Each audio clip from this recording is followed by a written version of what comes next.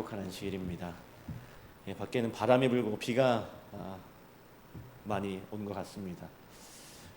저 강릉에도 비가 좀 많이 왔으면 참 좋겠다는 생각이 듭니다. 오늘 비가 와서 그런지 오늘 나오지 않으신 분들이 좀 많이 계신 것 같습니다. 우리 소수가 모였지만 우리 중에 하나님의 성령이 함께 하셔서 이 시간 말씀으로 뜨거워지는 시간이 되었으면 좋겠습니다. 오늘 저녁에는 우리 정노의 계단에 나오는 회개의 기별을 가지고 함께 그 말씀을 나누려고 합니다. 우리가 이 회개에 대해 깊이 생각할 때 성경에서 가장 먼저 떠오르는 인물 중에 하나가 바로 이 다윗입니다. 다윗이 언제 회개했습니까? 다윗이 언제 회개했죠? 우리가 잘 아는 이 다윗의 범죄, 그것을 책망하는 나단 선지자의 모습,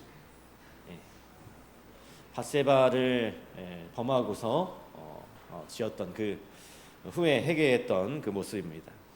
어느 날 전쟁 중에 이 예루살렘의 다윗은 궁전 옥상에서 밧세바라는 여인을 보게 되죠. 이 밧세바는 충성된 군인의 아내였습니다. 다윗의 부하의 아내였죠. 그런데 다윗은 그녀를 취해서 간음하고 또 임신을 하게 만듭니다. 이를 은폐하려고 이 남편 우리아를 불러서 집으로 돌려보내려고 하지만 이 충성스러웠던 이 우리아는 이 전쟁 중에 집으로 돌아갈 수 없다면서 결국 집에 들어가지 않았습니다. 결국 다윗은 이 요압 장군에게 명해서 우리아를 일부러 전쟁터의 최전방으로 보내고 결국 그를 죽게 만들죠. 그리고 하나님께서 이제 나단 선지자를 보내셔서 다윗의 죄를 책망하십니다.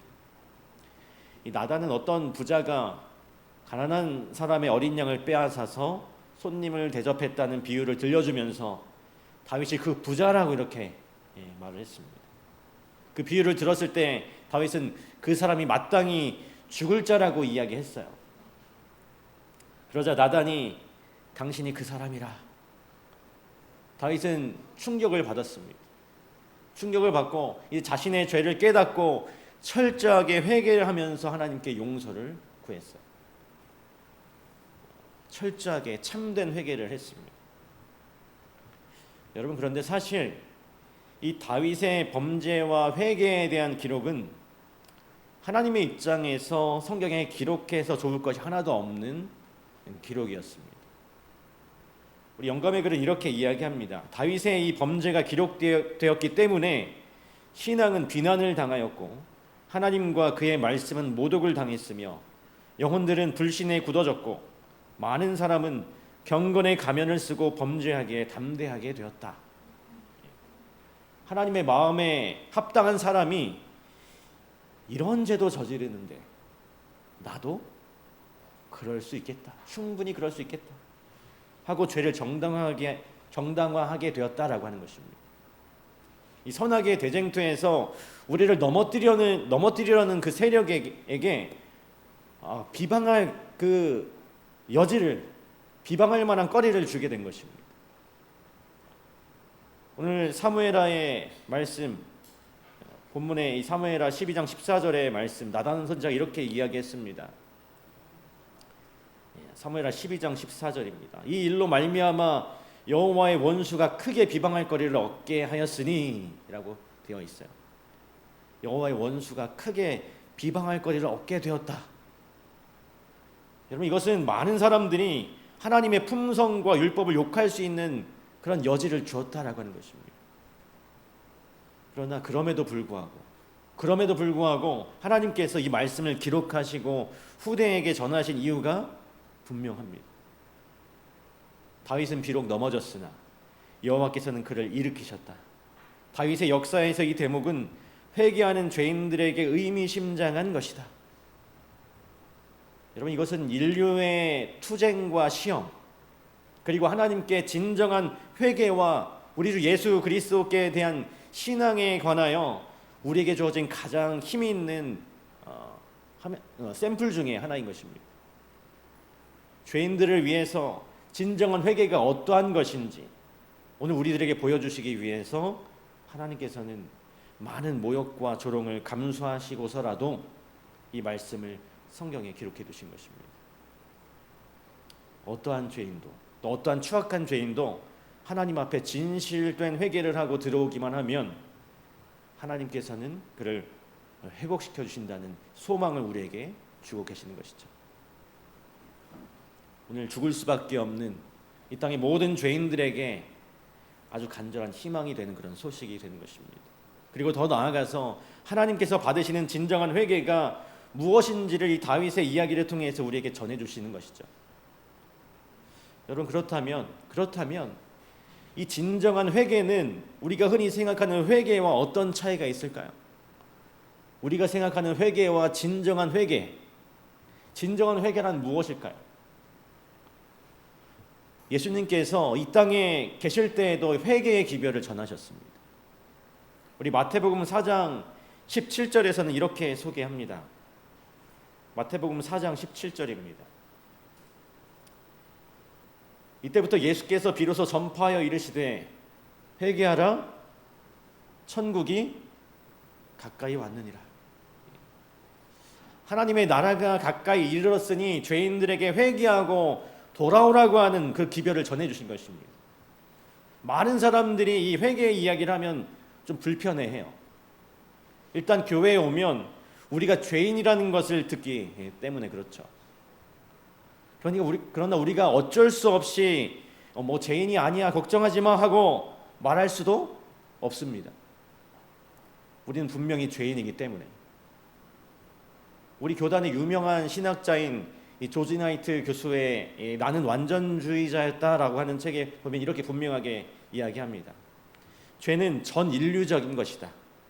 사람들이 배우지 않아도 알게 되는 한 가지가 있는데 그것이 바로 죄 짓는 것이다. 다른 것은 우리가 다 배워서 해야 되지만 이 죄 짓는 것은 배우지 않아도 어떻게 해요? 저절로 죄를 지으며 살아가고 있는 것입니다. 저절로 알 수 있다는 거예요. 변명할 여지가 없어요. 사람은 가만히 놔두면 언젠가 태어나서 일생에 한 번쯤은 다른 사람을 힘들게 하게 돼 있습니다. 배우지 않아도 알아요. 우리 어린 아이들만 봐도 그렇습니다. 자기가 마음에 드는 것을 가져가면 자기 것이라고 힘을 꽉 주죠. 안 뺏기려고 합니다.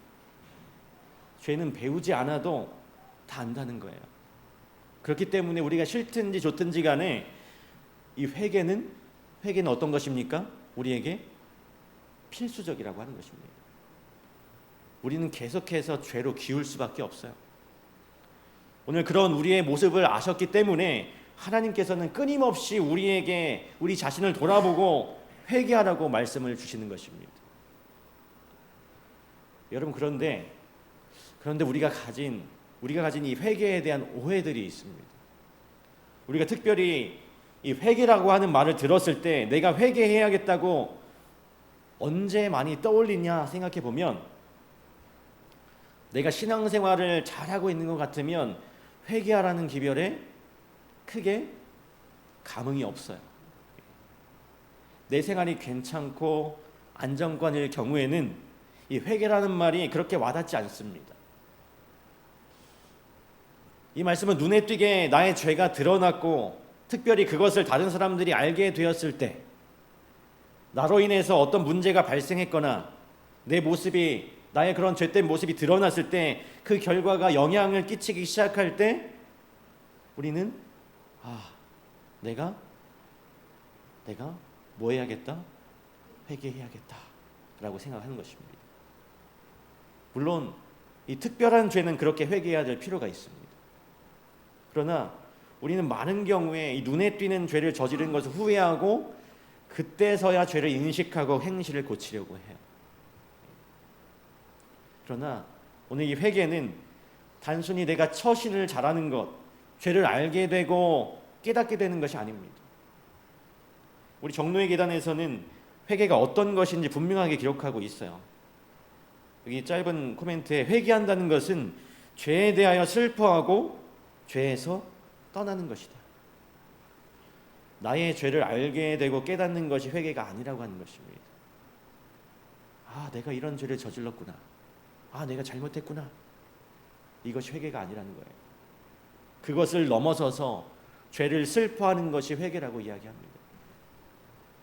죄로 인해서 마주하게 될 어떤 인간관계, 죄로 인해 마주하게 될 형벌, 죄로 인해 발생한 결과들, 싫어하고 깨닫는 것들이 아니라, 그것을 깨닫는 것이 아니라 그 죄 자체를 슬퍼하는 것이 바로 회개입니다. 오늘 우리들이 하는 이 회개의 실수는 결과에 대한 어떤 두려움, 나의 평판과 이익에 대한 슬픔을 갖는다는 것입니다. 그래서 그 슬픔과 죄에 대한 슬픔을 헷갈려 해요. 나의 이익이 없어진 것에 대한 슬픔. 성경에서 많은 사람들이 그런 회개를 했습니다. 에서가 그랬어요. 하나님의 축복을 귀하게 여기지 않았다는 슬픔이 아니었습니다. 그가 느낀 슬픔은 아버지의 재산과 장자권을 내가 얻지 못했다는 것, 현세적인 이익에서 내가 멀어졌다는 슬픔이었어요. 발람 선지자도 마찬가지였습니다. 하나님께서 그를 책망하셨을 때 그는 회개하는 모습을 보였죠. 회개하는 모습을 보였습니다. 그러나 그는 하나님께서 주실 형벌을 두려워했어요. 가룟 유다도 마찬가지죠. 내가 범죄하였다고 그가 고백했습니다. 그러나 그는 죄 자체를 슬퍼한 것이 아니라 자신의 선택이 가져올 그 결과와 형벌을 슬퍼했던 것입니다. 그러나 여러분, 이들과는 다르게 다윗은 죄에 대해서 한탄했습니다. 가슴이 터질 듯한 그런 비통함을 느꼈어요. 자신의 죄를 통해서 죄 자체를 진정으로 슬퍼했습니다. 그의 회개는 진지하고 철저했다고 영감의 글은 기록하고 있어요. 우리 시편 51편입니다. 이 시편 51편은 다윗이 범죄하고 지은 시였어요. 하나님이여, 주의 인자를 따라 내게 은혜를 베푸시며 주의 많은 긍휼을 따라 내 죄악을 지워주소서. 나의 죄악을 맑게 씻으시며 나의 죄를 깨끗이 제하소서. 물은 나는 내 죄가를 아오니 내 죄가 항상 내 앞에 있나이다. 내가 주께만 범죄하여 주의 목전에 악을 행하였사오니 주께서 말씀하실 때에 의로우시다 하고 주께서 심판하실 때에 순전하시리이다. 내가 죄악 중에서 출생하였으며 어머니가 죄 중에서 나를 잉태하였나이다. 보소서, 주께서는 중심이 진실함을 원하시오니 내게 지혜를 은밀히 가르치시리이다. 하나님이여, 나의 죄를 씻어주소서. 이 죄를 너무 미워합니다. 하나님, 저의 죄를 씻어주세요. 이렇게 고백하는 거예요. 그의 마음에서는 정말로 진정으로 죄에서 떠나기를 원하는 마음이 있었습니다. 나의 죄가 하나님과의 관계를 파괴했다는 것에서 가장 깊은 슬픔을 느꼈어요. 그래서 다윗의 고백은 우리 사무엘하 12장 13절에 있습니다. 사무엘하 12장 13절입니다. 여기 보니까 다윗이 나단에게 이르매 내가 여호와께 죄를 범하였노라. 내가 우리아와 밧세바에게가 아니라 하나님께 죄를 범하였다고 분명하게 고백하고 있는 것입니다. 이것이 바로 회개인 것입니다. 회개의 원리가 바로 이것입니다. 우리 부조화 선지자 722쪽에 보면 다른 사람에게 행한 모든 악은 모두 다 해 입은 자들로부터 하나님께로 돌아간다. 다윗은 우리아와 밧세바 백성에게 극악한 죄를 범하였고 그는 이것을 뼈저리게 느꼈다. 그러나 더욱 그를 괴롭힌 것은 그 죄가 하나님께 범한 죄라는 것이었다. 여러분, 다윗이 슬퍼했던 이유는 밧세바와 우리아에게 끼친 해 때문이었지만 가장 그를 괴롭혔던 것은 그 죄가 하나님 아버지의 마음을 어떻게 해요? 슬프게 만들었다는 것이었습니다. 우리는 죄의 속성을 분명하게 알게 되죠. 근본적으로 죄라는 것은 하나님께 짓는 것입니다. 다른 사람에게 행한 모든 악은 결국 하나님께 돌아가게 되어 있다라고 하는 것이죠. 다른 사람을 힘들게 하기도 하고 나의 말과 행동이 다른 사람에게 상처를 주고 문제를 일으키기도 하지만 결국에는 그것이 누구의 마음을요? 하나님의 마음을 가장 힘들고 아프게 한다는 사실인 것입니다. 우리 창세기 39장에서 요셉은 이 사실을 잘 알고 있었어요. 다윗에게 왔던 유혹과 시험이 요셉에게도 똑같이 왔을 때 그는 먼저 하나님을 생각했기 때문에 범죄하지 않을 수 있었습니다. 그런즉 내가 어찌 이 큰 악을 행하여 아버지께 하나님께 죄를 지으리까? 내가 어찌 이 큰 악을 행하여 하나님께 죄를 지으리까? 이 사실을 요셉은 먼저 떠올렸기 때문에 그 시험에서 승리할 수 있었던 것입니다. 회개는 죄를 아는 것, 깨닫는 것, 내 죄의 결과에 대해 슬퍼하는 것이 아니라 하나님 때문에 슬퍼하는 것입니다. 나의 죄로 인해서 고통당하실, 힘들어하실 하나님 때문에 그 죄를 한탄하는 거예요. 보통 일반 사람들이 다윗을 그냥 볼 때 조금 언짢아할 수 있습니다. 밧세바와 우리아, 이 피해자에 대한 어떠한 언급조차 하지 않고 있어요. 어떻게 그럴 수 있냐라고 생각할 수 있지만 우리가 분명히 기억해야 할 것은요, 하나님께서는 그들보다 더 고통스러우시고 더 슬프시고 더 괴로우시다는 사실인 것입니다. 우리 실물교훈에 있는 말씀입니다. 죄는 그리스도의 마음을 아프게 하며 의로운 길에서 떠나는 모든 행위는 그분께 고통을 준다. 모든 잔인한 행동, 그리고 인간이 하나님의 이상에 도달하지 못하는 모든 일이 하나님께 슬픔을 가져다 준다. 우리의 죄는 하나님께 고통과 괴로움과 슬픔과 비통함을 가져다 줍니다. 하나님을 아프게 해요. 우리의 죄가. 우리가 예수님의 이름으로 기도하는 그 순간에 내 품성으로 인하여 다른 사람들이 힘들게 할 때, 내 생애를 돌아봤을 때 나의 저지른 죄가 떠오를 때, 그것이 내 삶에 준 고통이나 다른 사람이 겪게 된 그 고통을 넘어서서 내 죄가 하나님께 얼마나 큰 슬픔과 고통이 되었는지 오늘 깊게 깨닫게 되시길 간절히 바랍니다.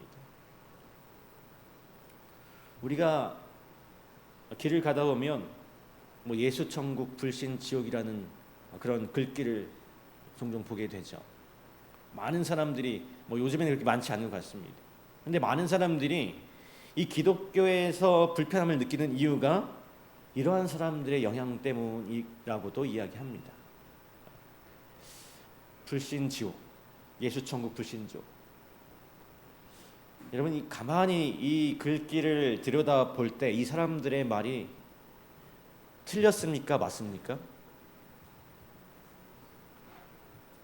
회개하라, 예수님을 믿으면 하나님의 나라가 임할 것이고 믿지 않을 때 우리는 소멸될 것이라고 이야기하는 것이죠. 결국은 이 이야기가 신학적으로 좀 깊이 들어가면 틀릴 수도 있겠지만 결국 우리가 전하는 기별과는 비슷합니다. 회개하라, 예수님 믿읍시다. 우리가 당하게 될 형벌이 분명히 있다라고 하는 이야기하는 것입니다.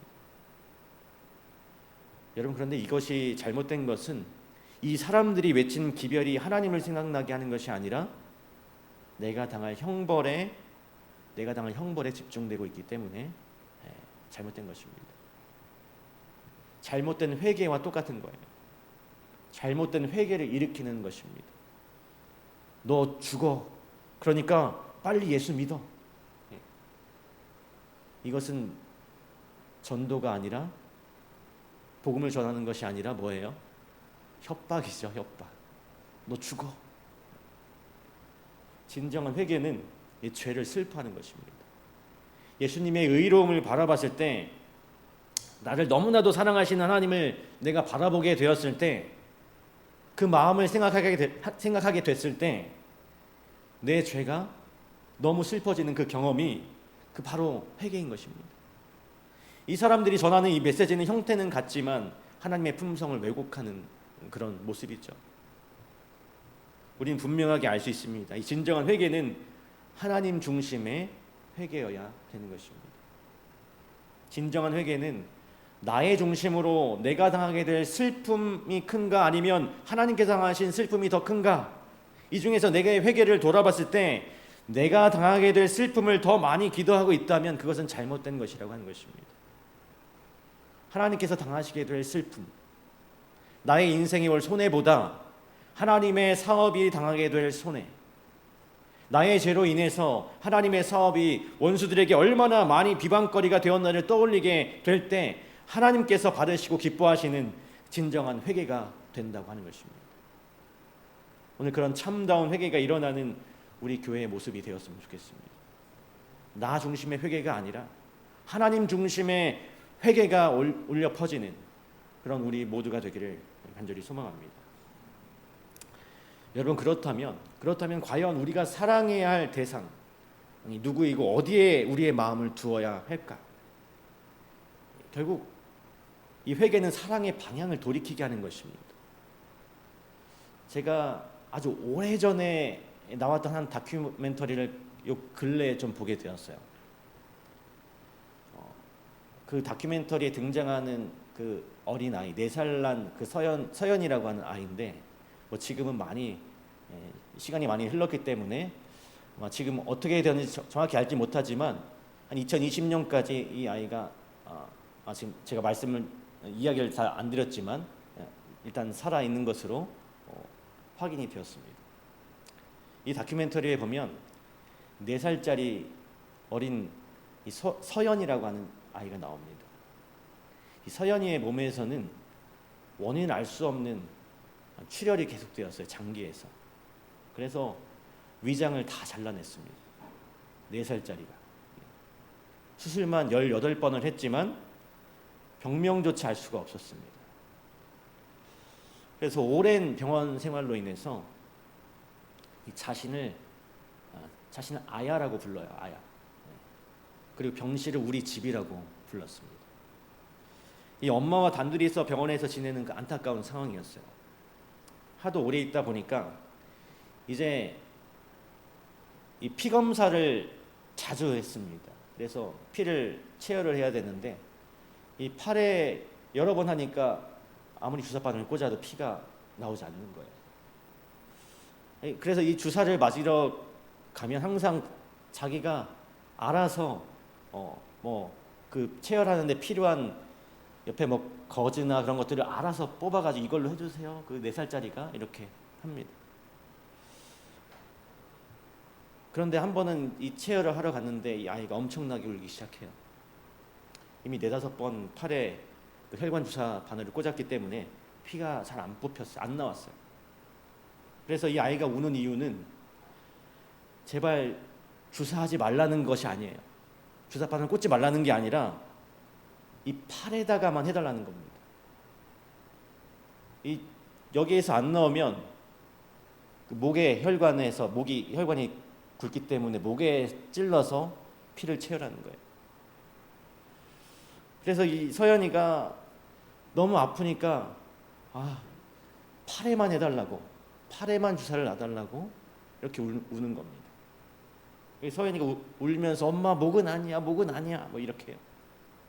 팔에만 해줘. 계속 울부짖습니다. 그런데 엄마가 어쩔 수 없으니까 단호해지는 거예요. 검사를 해야 하니까, 치료를 해야 하니까. 그래서 이 아이 위에 올라가서 팔을 붙잡고 몸을 붙잡고 고정을 시킵니다. 목을 눌러요. 목을 쫙 눌러요. 그 다음에 간호사가 피를 뽑아요. 그 엄마의 심정이 얼마나 아팠을까요? 그런데 한 번은 이 아이가 엄마에게 한마디 하는 장면이 있어요. 이 수혈 알레르기 때문에 아이가 몸을 막 긁어서 가려우니까 몸을 긁어서 피가 났습니다. 그래서 엄마가 놀라가지고 이 서연이를 이렇게 때렸습니다. 살짝 때렸어요. 혼을 냈어요. 팔을 이렇게 결박하면서 혼을 냅니다. 그러자 이 아이가 엄마 미워라고 얘기를 해요. 그리고 시간이 얼마 지났을 때 이 엄마가 이 딸에게, 아이의 서연이에게 엄마 미워? 하고 묻자 이 서연이가 울면서 엄마 미안, 엄마한테 미안하다고 이렇게 이야기하는 것입니다.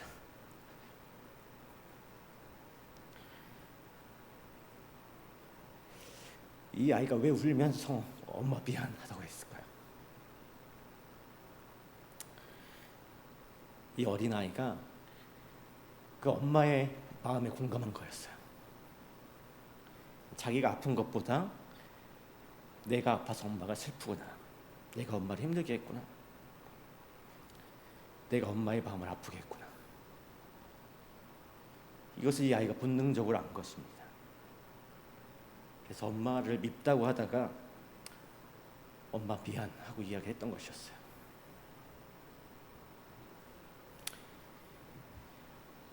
여러분, 오늘 우리에게 이런 마음이 있습니까?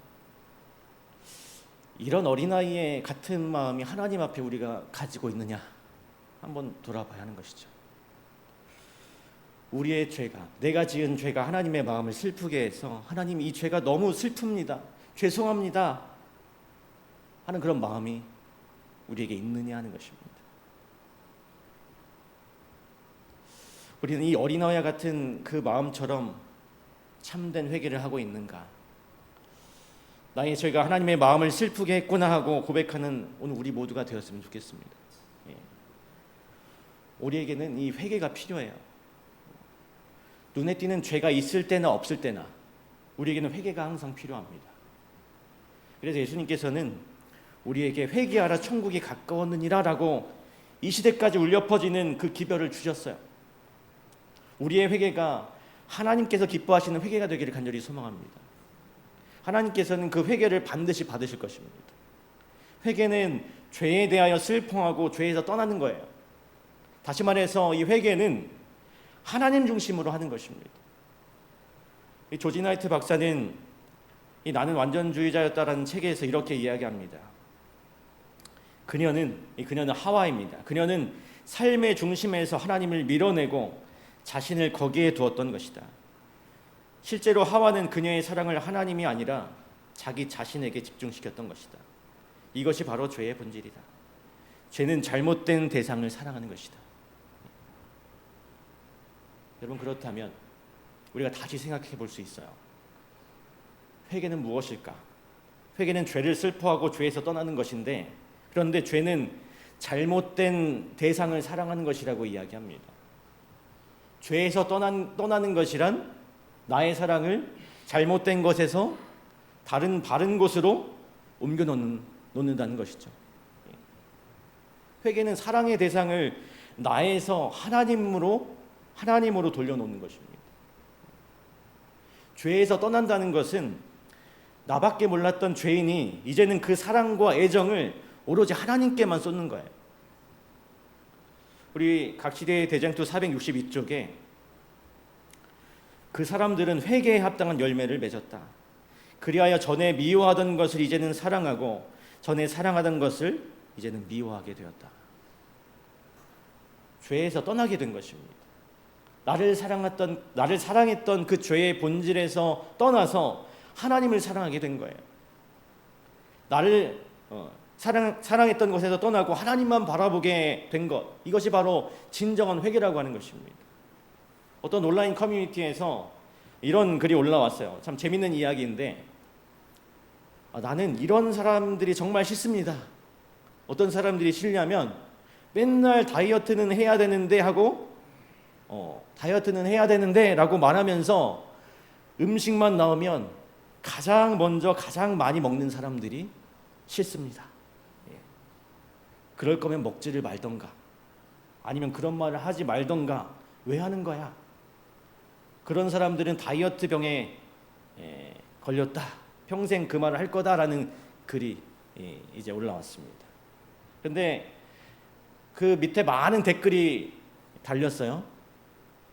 맨날 다이어트 해야 되는데 음식만 하면 가장 많이 먹는 사람들이 싫습니다. 그럴 거면 먹지를 말던가, 이런 글 밑에 댓글이 많이 달렸는데 가장 많이 달린 댓글의 내용이 뭔지 아세요? 그게 접니다. 죄송해요.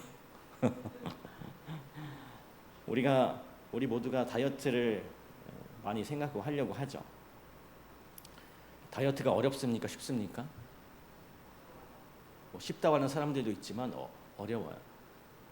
이 다이어트가 어려운 이유가 뭔지 아세요? 예, 식욕.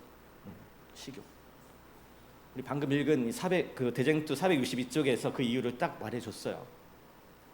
미워하던 것을 사랑해야 되고 사랑하던 것을 미워해야 되기 때문에. 그래서 다이어트가 힘든 것입니다. 내 삶의 변화를 일으키려면 내 체질을 개선해야 되고 내 몸을 정상으로 돌리려면 내가 지금까지 사랑했던 것을 미워해야 돼요. 그냥 적당히 하면 안 됩니다. 미워해야 돼요. 그리고 내가 미워했던 것을 움직이는 것을 귀찮아하던 것을 사랑해야 됩니다. 그때 다이어트를 성공할 수 있어요. 그런데 많은 사람들이 이 방법을 모르고 있을까요? 다 알아요. 다 압니다. 음식을 조절하고 운동을 하면 다이어트가 된다는 것을 여러분 다 알고 계시죠? 이 다이어트의 비결은 꾸준한 운동과 식단 관리입니다. 다 알아요. 그러나 하지 못하고 있는 것입니다. 의지가 되지 않아서. 그래서 우리는 어쩌면 이 다이어트 해야 한다는 말을 그렇게 입에 달고 있는 그런 사람들이 되는 거죠. 말로만 이야기하는 사람들이 되는 거죠. 오늘 영적인 문제도 마찬가지입니다. 아이고 내가 회개해야 되는데 우리는 회개해야 하죠. 우리 신앙생활을 오래 하신 분들 중에 아이고 내가 참 하나님께 회개해야겠다 이렇게 생각하지 않는 분 아마 없을 것입니다. 예수님께서 분명하게 기록하고 있어요. 모든 기별이 회개하라는 기별입니다. 말씀을 듣는 것 자체가 마음을 돌이키라는 거예요. 말씀을 듣고 기도한다는 것 자체가 회개의 일부입니다. 우리는 회개를 어떻게 해야 하는지 다 알고 있어요. 다 알고 있습니다. 그러나 우리가 하지 않는 것은 참다운 회개를 하지 않는 것입니다. 정말로 알고 있는 내 삶을 개혁해야 하는 참된 개혁을 삶에서 일으키지 않는다는 것이죠. 회개해야겠다. 내 죄를 하나님께 고해야 하지만 이제 내가 미워하던 것을 사랑해야겠다. 그리고 내가 사랑했던 것을 미워해야겠다라고 결심하지 않는다는 것입니다. 그러나 이 회개에 대해서 우리 대쟁투 책에서는 분명히 기록해요. 개혁이 따르지 않으면 참된 회개가 아니다. 우리 성도 여러분, 아주 분명하고 아주 단순합니다. 하나님께서 우리에게 말씀하세요. 삶을 개혁하라. 죄를 슬퍼하고 죄에서 떠나라. 사랑의 방향을 자기 중심에서 하나님 중심으로 돌려놓아라. 그리고 이제는 전에 너희가 미워하던 것을 사랑하기로 결심하고 너희가 사랑하던 것을 미워하기로 철저하게 다짐하고 결심해라. 죄에서 과감하게 떠나는 그런 결심을 하라고 호소하는 것입니다. 오늘 이 시대의 교회의 침체에 대하여 우리가 모두 알고 있어요. 다들 이 상황에 대해서 한탄합니다. 모든 지표가 떨어지고 있어요. 그러나 우리는 이 문제를 나 개인의 회개의 문제라고 생각하지 않습니다. 이때 우리는 분명히 철저하게 개혁하고 회개해야 하는 것입니다. 우리의 삶을 사랑하면서 나의 삶을 사랑하면서 떠나서 하나님을 사랑함으로 하나님을 우리의 사랑의 대상을 옮겨야 하는 것입니다. 살 빼야 하는데 하는 그 모습이 아니라 다이어트 해야 하는데 그 모습이 아니라 이제는 진심으로 회개해야 하는데라는 그 모습, 죄를 충분히 슬퍼하고 이제는 정말로 죄에서 떠나리라 하나님의 마음을 아프게 하는 그 모습에서 내가 벗어나리라고 결심하고 그 결심을 하나님께 드리는 오늘 우리 모두가 되기를 간절히 소망합니다. 이처럼 온전한 회개는 우리 삶에 놀라운 변화를 가져옵니다.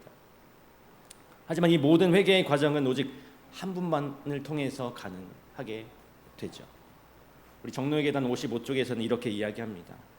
이와 같은 회개는 우리의 힘으로 할 수 있는 영역이 아니다. 회개는 오직 그리스도 곧 승천하시고 우리에게 영적인 선물들을 주신 그분께로서만 온다. 여러분, 회개를 결심하게 되기를 바랍니다. 그러나 할 수가 없을 거예요. 그렇게 예수 그리스도를 간절히 바라보는 우리 모두가 되기를 간절히 소망합니다. 요한복음 1장 9절에 보면 참 빛, 곧 세상에 와서 각 사람에게 비추는 빛이 있었나니라고 기록하고 있습니다. 예수님께서 우리의 마음에 빛을 비추실 때에만 우리는 죄를 슬퍼하게 될 수 있습니다. 예수님께서 우리의 마음속에 빛을 비춰주실 때에만 우리는 그 죄에서 떠날 수가 있어요. 참 빛을 따라서 행할 수가 있는 것입니다. 우리가 우리의 힘으로 할 수 있는 영역이 아니에요. 우리가 할 수 있는 단 한 가지는 바로 이것입니다. 회개를 위하여 할 수 있는 것은 예수 그리스도를 의지하는 방법밖에 없다고 하는 것입니다. 사랑하는 성도 여러분, 죄를 슬퍼하고 죄에서 떠나기를 원한다고 예수님께 부르짖고 참빛을 비추셔서 마음을 정결하게 해달라고 하나님께 간절히 아뢰는 우리 모두가 되기를 간절히 소망합니다. 참된 회개가 우리 개인의 삶으로부터 일어나서 우리 교회가 부흥하고 하나님의 꿈이 우리 교회를 통해서 이루어지게 되기를 간절히 소망합니다. 오늘 그런 참된 회개의 경험과 그 경험을 통해서 이르러오는 그 기쁨을 우리 모두가 꼭 경험하게 되시길 간절히 바라면서 오늘 말씀을 마치도록 하겠습니다. 우리 마치는 찬미 326장 찬양하겠습니다.